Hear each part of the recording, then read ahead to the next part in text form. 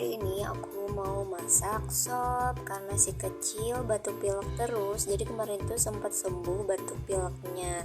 Sekarang dia datang lagi ada batuk pileknya. Jadi aku harus bikin sop. Nih aku udah mau chopper ya bumbu-bumbunya.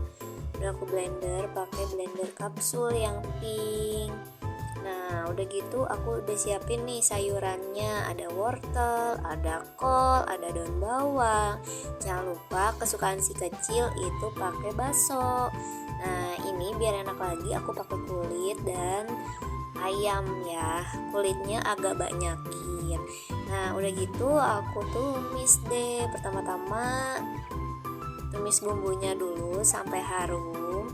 Ini aku pakai bumbunya bawang merah, bawang putih, lengkuas, jahe ya, 4 macam bumbu. Nah udah gitu sampai harum masukin ke dalam panci presto yang udah diisi ayam, bakso dan wortel. Presto sampai empuk. Biasanya aku prestonya antara 8 sampai 10 menit ya guys. Nah ini tinggal kita presto karena emang segurih itu ya kalau pakai kulit sama tulang ayam.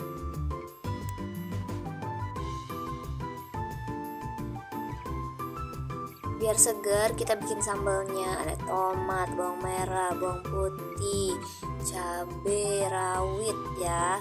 Nah ini kita ulek deh, tinggal pakai gula sedikit dan kaldu dan garam. Kita ulek sampai halus.